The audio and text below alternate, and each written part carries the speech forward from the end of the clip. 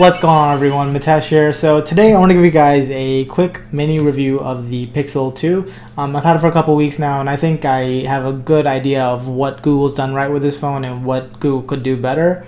So there's three things that I think Google has done really right with this phone, and the first of those is, of course, the camera. Now, this is probably one of the best cameras on any smartphone. I did a separate review for it. You can find it up here or in the description below. But to sum it all up, I think this is one of the best cameras on a smartphone. It takes amazing pictures in any kind of condition, and really you can just trust this camera, something that I can't say about all cameras. So if you get this for the camera, you're not gonna be disappointed at all. You're gonna be very happy. So Google's done that definitely right. Another thing Google's gotten right is, of course, the software. Now, this is obviously stock Android with Google's own little touch on what they think a Pixel phone should be like. So it's really nice. It's super fast. I don't know what Google's done to optimize this for the Snapdragon 835, but everything loads really fast on this phone. So as soon as you click on an app, it's basically open. On my old phone, I used to have to wait a second. It wasn't noticeable then, but once I moved on to this phone, everything became noticeable, just how fast this phone is. And things like Chrome has become so much faster on this phone than my old phone. So loading pages takes no time at all. You just click, and a couple seconds later, it's all loaded. And I don't know what Google's done to make Chrome so much better, but it's great. Chrome runs fantastic on this. So if you're like someone like me that it's constantly on web pages, reading stuff, you're going to be very happy with this. And then finally, the third thing is the hardware. I think Google did a really good job with the hardware this time around. I think they really took the Pixel 1 design and refined it. Now, I have the Pixel 2, and this does, of course, have the large bezels, but thankfully, they did include dual front-facing speakers this time, which sound actually really nice. At a time when a lot of Android manufacturers have gone with the single bottom-firing speakers, which just kind of suck. This one is really good.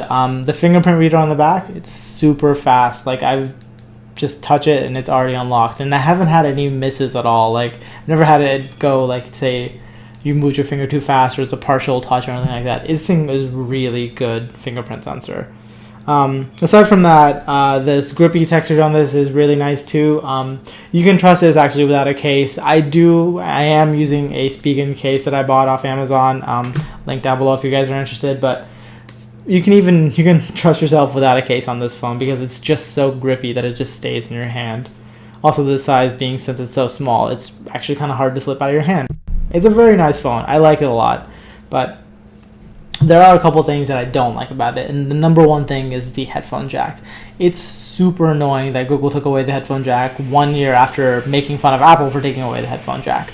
And I can't tell you the number of times that I go from listening to music on my laptop plugged in, and then I want to move on, listen to something on my headphones, or listen to something on my phone. I just unplug it and then try to plug it in, and I'm like, nope, can't do it. I gotta find that dongle, or luckily since I have Bluetooth headphones, I can just turn them on. But there's still that like 3 or 4 seconds where I have to wait for them to pair, wait for the headphones to turn on, wait for them to pair. That it's still really annoying that they took away the headphone jack. Now, I will say that the dongle works fine. You can use it. There's no static or anything in it. It's a quality dongle, but it's still a dongle, and I am still likely to lose it. So there is that issue with it. So that is a mistake, and I don't think Google's going to change this. So while it's a mistake, I don't see them bringing it back in the next version of the Pixel.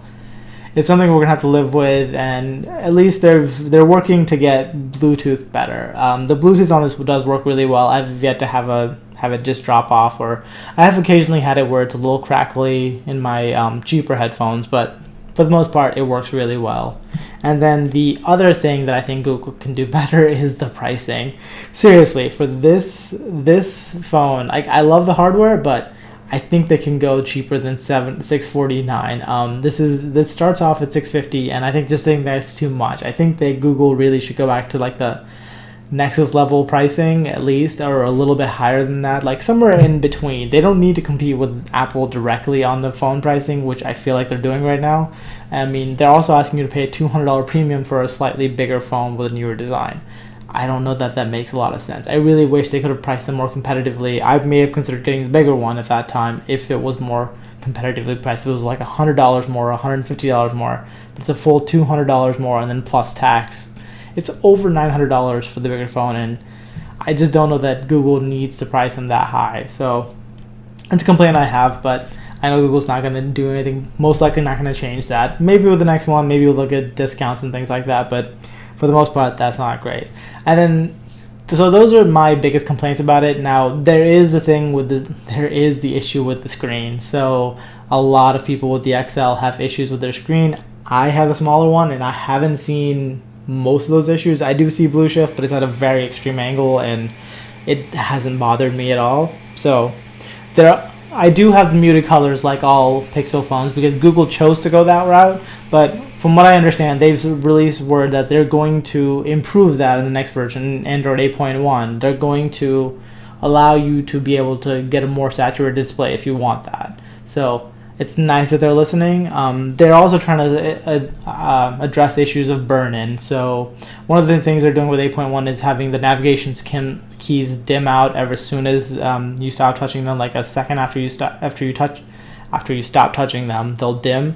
And it's a way to prevent screen burn-in or screen image retention. And I don't know, like it's a lot of people have a problem with the Pixel 2 XL screen, and I haven't had those issues with the Pixel 2 screen, so I can't really speak to those, but it is a known quantity. So if you're looking at getting the Pixel 2 XL, maybe consider getting it, but know that you have the option to return it, and you should exercise that if you see anything wrong with the screen that you think you can't live with.